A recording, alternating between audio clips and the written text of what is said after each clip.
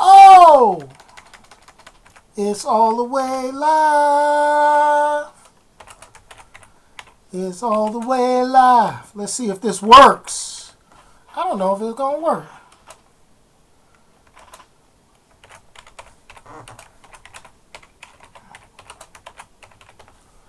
Oh, I think it's working. I think it's working. Boom. Boom, boom. Boom, boom. Oh, boom, boom. Oh, what's going on? What's happening, everybody? I think I'm live. I think I'm all the way live. And I think I'm finally on YouTube like I'm supposed to be. Hopefully,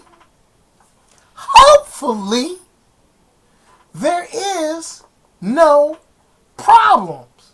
Because I've been having nothing but problems on this channel. Just technology has not wanted to work well for your boy, you know. But we're going to make it work this way. Hopefully everybody starts tuning in. There is a slight delay on the YouTube versus the YouNow stream. So as I get some of your information, I'd like to welcome everybody that's tuning in on GoingFullNerd. That's right, the talk show every Sunday, 6 p.m. For those of you who have seen me on the Periscope app, every morning it used to be coffee time with your favorite nerd. But as I was explaining on Periscope earlier today, I get up too early in the morning for that. And it just wasn't working out. My cell carrier wasn't working with my broadcast schedule. And things was just, you know, kind of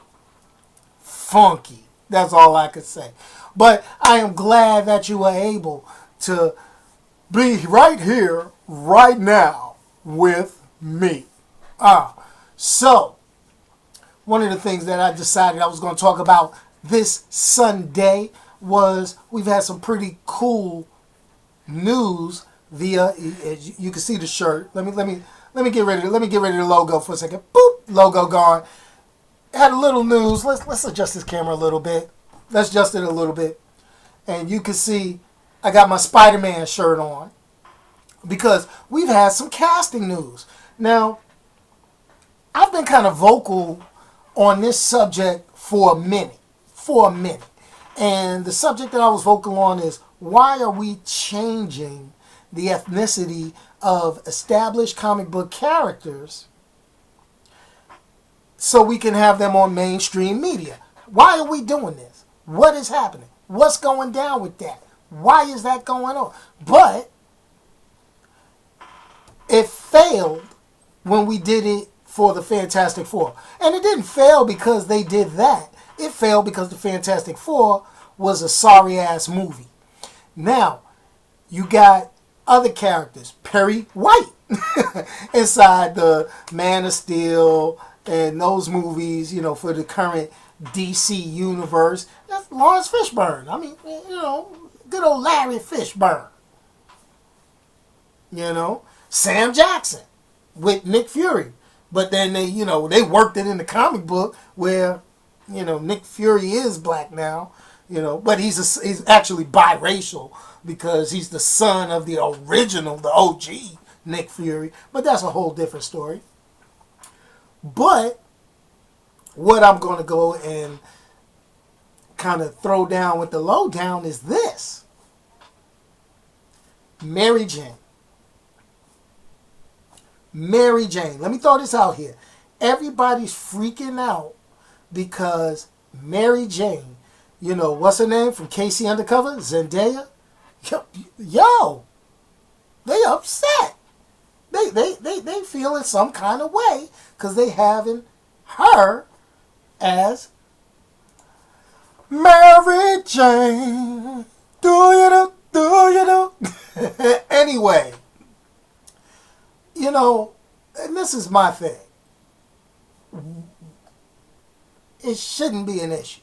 It really shouldn't be any type of issue, but it is. Okay. Now, this is my thing. This is my thing. As long as the character is played like the character has been written in the past. Mary Jane needs to be, popular. Mary Jane needs to be attractive. Well, I think they've got that. And Mary Jane needs to have a connection to Spider-Man. Now, this is the thing. This is what I want to kind of put here. Current writer, I think he's the current writer, Dan Slott, because I don't collect Spider-Man. I really don't. Spider-Man lost me years ago when they started rocking with that Clone Saga. They lost me. They brought me back. But, Spider-Man is a character I really get down with. But my thing is, he made a statement on Twitter, and the statement was this. What does it matter? Because characters like Peter Parker, Mary Jane, or any of the supporting cast, their race does not define them. And I'm cool with that. I'm cool with that. That's perfect. That's the best statement ever made. Then somebody had their little rebuttal, and they said, well, how would you feel if they made Luke Cage Caucasian? Skirt! Dan Slott, he stopped him. He stopped him right there on the spot. He was like, if Luke Cage's origin wasn't tied to race, makes sense. Part of his origin story, he was imprisoned falsely because of some racial injustice and was experimented on, much like the Tuskegee experiments. If you don't know, hit your history books. Check it out. But, he did make a cool point with that. But this is my thing. Mary Jane, who is a supporting character at best, with the way Marvel is doing the movies, now in conjunction with Sony, it really doesn't matter because this is an alternate telling of the story. It's not the comic books. And that's what a lot of people get wrapped up, and I get wrapped up in it too, to a point, is that, we watch these movies and we're expecting a word-for-word retelling of the comic book story. And while, it's good to try not to change the story as much as possible, but my thing is if you're going to do the story, as long as you portray the characters correctly, you're good. Like a lot of people, they bitched about Suicide Squad. Oh, they made it the Will Smith show. Oh. This is the thing. Will Smith played that character like Deadshot is written. Everything that I've read about Deadshot, he got the ass against Batman for some damn reason. Because I'm not real deep into the character. He's got a kid. He cares about his kid. He's an assassin, but he got morals. And when you have him on the Suicide Squad, he kind of, grabs a hold of the cojones and is the de facto leader in a lot of the stories. Makes sense to me, right? But, there were other things wrong with that movie. I did a review. You can check that live stream out. But my point being is this. Let's not get wrapped up over race when it comes to sci-fi entertainment. If you got a problem with it, there's one thing you don't do. You don't watch it. That's all I'm saying. Right. Exactly. If you are about the comics, you cannot complain about how Will Smith played Deadshot. Now, if you, like some partners I know, they Will Smith haters. They tired of Will Smith saving the world every summer. But that's cool with me. He can save the world every summer. Somebody got to save the world. Nobody was complaining when Arnold was saving the world every summer. Nobody was complaining when, Sylvester Stallone was saving the world. Nobody was complaining when Chuck Norris was saving the world. Why y'all got a problem when Will Smith want to save it? Everybody should be able to save the world every now and then. Hell, I might put my bid in the summer to save the world. That's all I'm saying. Anyway, other than that, I know I'm going to sound like I'm real ass backwards and pretty much, way behind the times. But I finally watched the Star Wars Rogue One trailer today. And I will say I was slightly impressed. I was like, whoa, Star Wars trying to up their game. Episodes, and I'm going to call them by what their episode numbers are. Episodes 1, 2, and 3, they've been trying to unfuck that for the longest. I mean, I'm just saying. They've been trying to pull that one out of the depths, because, Hayden Christensen, everybody wasn't expecting pretty ass Darth Vader, flipping and tripping, with what was going down. And we won't mention Mr. Binks, who was, and I'm going to call him Mr. Binks, because, he deserves a little respect, because he is single-handedly responsible for effing the galaxy over. It was him. People don't realize it. But if you go back and watch those three, I know it's painful. I know it's painful to go back and watch those 3 films, but he is completely responsible for effing up the galaxy and bringing the Empire into power. I put it solely on Jar Jar Binks. Stop me if I'm wrong. Anyway, Donnie Darko, what's up? What's going on? Shouting out to the the YouNow viewers. Okay, so question came across on YouNow. Do I believe in the theory that Jar Jar was with the dark side? No, that is not the theory that I believe. But the theory I believe is Jar Jar was a effing fool who was in the wrong place at the wrong time and easily swayed. They played him like a fiddle. Jar Jar is that one dude you would take with you up into the club and you use him as bait. He's like the bait guy. You have, yo man, go talk to old girl over there. Oh, I can't. Why don't you go say something to her for me? I got you, player. And you go over there and you do your biggest Mac game and roll out with her while he's sitting in the club talking about with the crying Jordan face. That was Jar Jar Binks. He thought he was doing something good. He's responsible for the slaughter of all those little ET people. He's probably why Elliot was trying to phone home, came to Earth. That's all I'm saying. It's all connected. To steal a line from Marvel. That's how it goes. So, as we continue on in my little story, a lot of people also have asked me a few questions about what did I think about the Joker, Jared Leto's Joker. Let me tell you, Jared Leto's Joker. Because, Suicide Squad, we got to talk a little bit about Suicide Squad. I know I did a whole episode on it, but Suicide Squad is just sticking like right here because of the mixed reviews. I just read something online talking about it's outpacing Guardians of the Galaxy. And I'm like, numbers is full of it. All right? Numbers is full of it. Numbers and how much is sold in ticket sales is not a qualifier for what a good movie is. I want everybody to remember that. Because if I only have, let's take this down to small numbers, okay? Because, trying to do big number math in this head, you start seeing the smoke coming off and I'll be all messed up. But what I'm going to say is this, okay? You take a look at, if I've got 10 movie theaters, all right? 10 movie theaters, and I'm going to show Suicide Squad. 2 of those screens, all right, these 2, are regular price, say $10.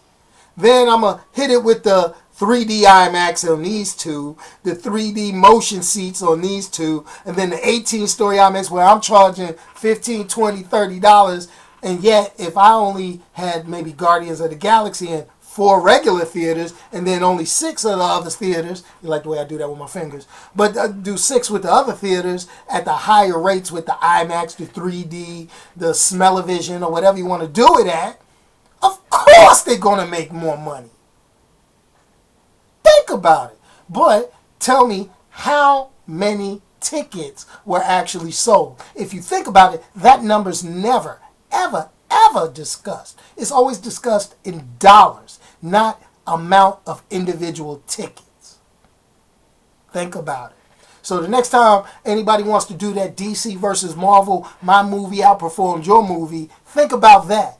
Nobody ever gives you ticket sales numbers. They give you ticket sale amounts.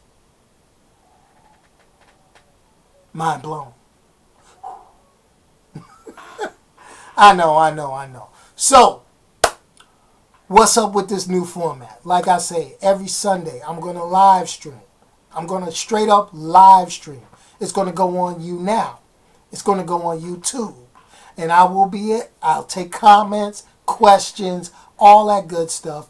And if you want to suggest something for the show, suggest something you want me to address for you, okay? For you. Hit me up on my Twitter, which is at Onyx1969, or just do a search for Going Full Nerd. Don't put any spaces. Don't, just compress it all and check that out. Then, if you really want to make me feel real damn good, go over to Facebook, look up Going Full Nerd, the Facebook page. Okay? You may pull up my personal profile. Trust and believe, you're not going to get added to my personal profile unless we have conversated. All right? So, what we got the last 15 minutes of the show, because I usually run from 6 to 6:30. So, let's go ahead, let's hit some questions, and this is what's going down. Do I like the new X-Men? No, I do not like the new X-Men movie. I do have on my YouTube channel. And what is my YouTube channel? Bam! Going Full Nerd. Take a look. That's the logo. Don't lose it. All right. And if you're already looking on YouTube, you know where we at and what we doing. Okay. Reason why I didn't like the new X-Men is because I don't really like any of the X-Men. I tolerate those movies because they were decent entertainment. And as an entertainment point of view with movies, I dig it. I like it. It was all right. But I'm a purist. I'm a comic book purist. I'm one of those guys. They did some stuff that they kind of mixed around, moved around. Havoc's the older brother. A lot of that is like, it kind of kills a lot of future storylines, or it lets me know that, some of these future storylines aren't going to happen the way I expect them to.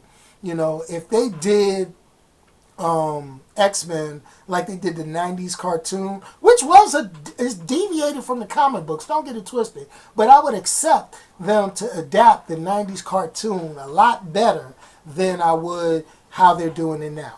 I'm not going to bring in directors. I'm not going to talk about who effed up what, but we all know, when you start messing with timelines, unless you could call it an alternate reality off the bat, it ain't going to work. Now, this is the key. Marvel is billing Doctor Strange. If you haven't seen the trailers for Doctor Strange, take a look at them. They look pretty damn good. But they're billing Doctor Strange as the entrance into the Marvel multiverse. I think that might be a key. That might be a sign.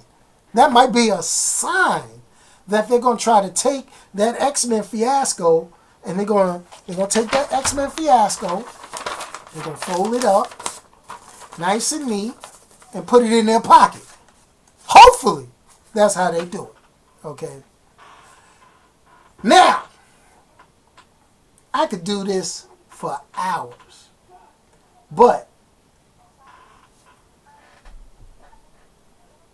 I was in a nice little conversation, and one of my associates said, how, and I'm sorry I'm changing subjects. I'm going just back and forth. But this is more of an intro show.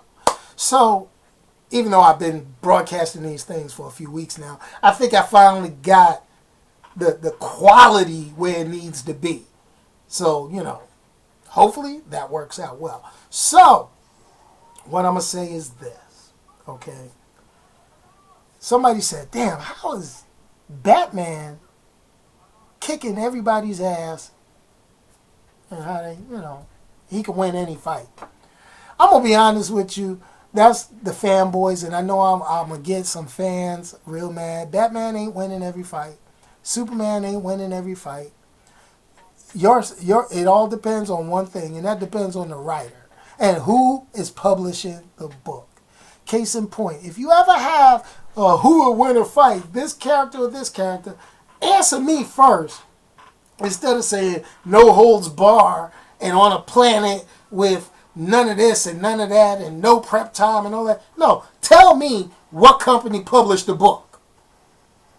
You tell me that and I'll tell you who win the fight. Because there was 2 books published back in the late 90s. Okay, mid to late 90s. Batman and Spawn. Oh, a lot of people were like, Batman and Spawn. Who will win that fight? Oh, Batman with all the prep time. He would beat that. There were 2 books published. One published by Image Comics and one published by DC Comics. Batman won the DC Comics fight and Spawn won the Image fight. So, let me throw this out here one more time. Before you start saying who would win against who and asking me questions like that, answer me. I want that third element. I want your 2 characters and I want who published the damn book. You tell me that, I'll give you an answer. Hi. But anyway, I think this has been running for about 20 minutes. I know I said 30 minutes, but hey, it's my prerogative. I could cut this short. I could extend it out all I want. But anyway, check me out every Sunday, 6 p.m. Do me this favor. Go ahead, head over to the YouTube channel, click subscribe. And the reason why I'm throwing that, okay, hold on, wait a minute. We got a late question. There's going to be a Hulk movie and you think it's going to be Planet Hulk. No, there is not going to be a Hulk movie. This is out to Donnie Darko on the YouNow app.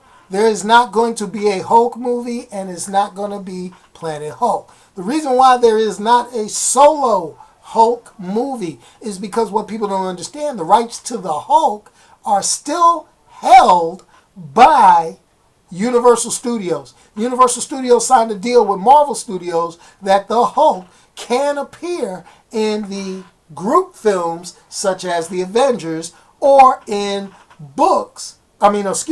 or in movies with any of the other Marvel characters. He just cannot headline unless Universal produces the film.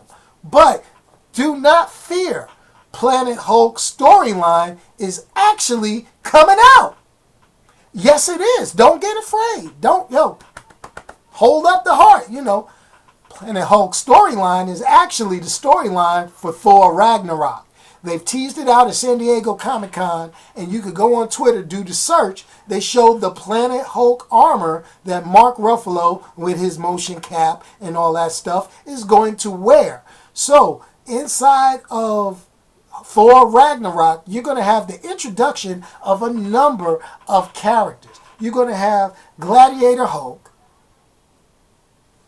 You're going to have Valkyrie, who, by the way, is going to be African American, of dark complexion, much like Idris Elba playing Hemdall. But, is what it is.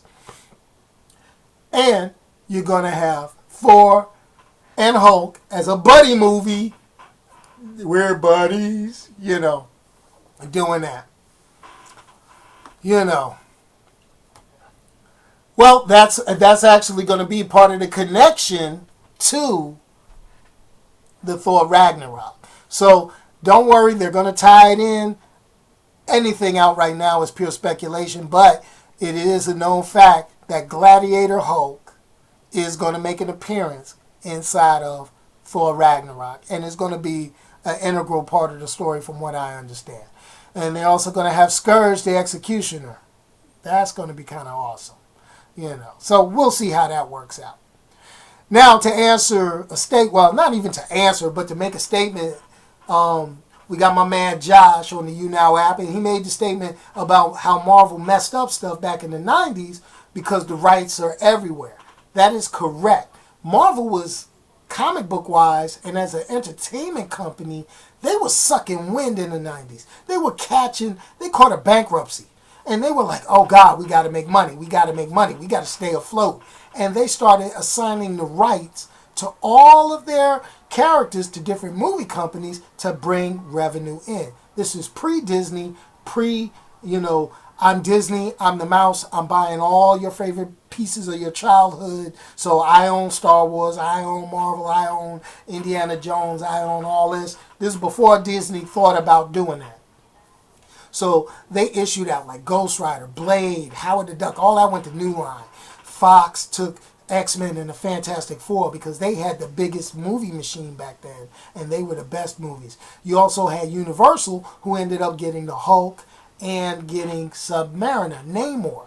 Now, with that being said, Universal has pretty much said F it, except for the Hulk, because they still got the agreement in with the Hulk, and they learned how to make money off of Marvel doing all the work without them doing it. But they have given the rights up to Submariner, to Prince Namor. So I guess Marvel might be waiting to see how good Aquaman does before they do a Submariner. So it goes through.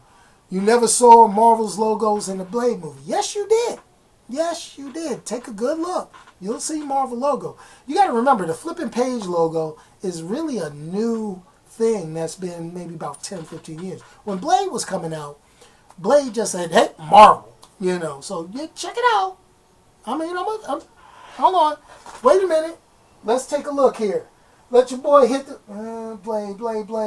Where the hell is Blade? Hancock? I own Hancock? Damn! Alright, Blade. Punisher. Oh God, I bought Catwoman at one point. What do I for my Blade movie? Who got me? I'm about to start yelling. Somebody got me for my damn Blade? Okay, wait a minute. Hold on. Either somebody got me for my Blade or I'm blind as hell. Okay, really? Really, folks? Alright, now I gotta get up. Hold on. Let's get up. Let's get up. Blade, you're supposed to be Superman, Ghost Rider. Let's see. We got the Ghost Rider. Blade. Where's Blade? Blade. No, Blade. Wesley Snipes. Where you at, Wesley? Wesley. Woo, Wesley. Yo. I guess I might have to I'm gonna have to tell you to take my word on it. I guess I'll have to have that. Oh, there we go. There's one of them. There we go. There's one of them. Okay, and it's the worst Blade. It's the worst Blade movie. So let's take Ghost Rider, Marvel character. Let's see where we got. Look right there. You got that? What? Let's get that. Let's get a little focus. Marvel. All right. You say you never saw the Marvel logo on Blade. That's Blade. The worst Blade movie made. The worst one. And I like some Blade, but this was the worst one. All right. And this. What's that? Come on. Work with me, Darko. Bam! Blade Trinity could have been way better. But I will say one thing about Blade Trinity. It gave us, wait a second, that guy right here. This guy. To me, that was the precursor for how Deadpool was going to be played in the movie. He was the man. But, But it could have been better. Could have been better. But anyway, everybody, thank you for joining me on this Sunday with your boy Onyx and here going full nerd. Yo, I'm trying to get back on my groove. I'm going to be doing a lot more live reviews. And if you want to go ahead and catch them, like I say, you got to hit the YouTube channel. And if you want to hit the YouTube channel, what's the YouTube channel? Bam. That's it. You see it right there? You don't see it right there. Let me show you. Woo, let's see if I got it. It's Going Full Nerd. I'm working on it. But yo, this is your boy Onyx. Hey, Once again, signing off. Let me throw this out at you. If you can't do something positive for somebody, don't do it at all. Try to motivate somebody, and bam, I'm out of here. Peace. I think I should do some outro music. Maybe I should do some like music or something, shouldn't I? Maybe? Should I? Hold on, I know what to do. I'm gonna do some music.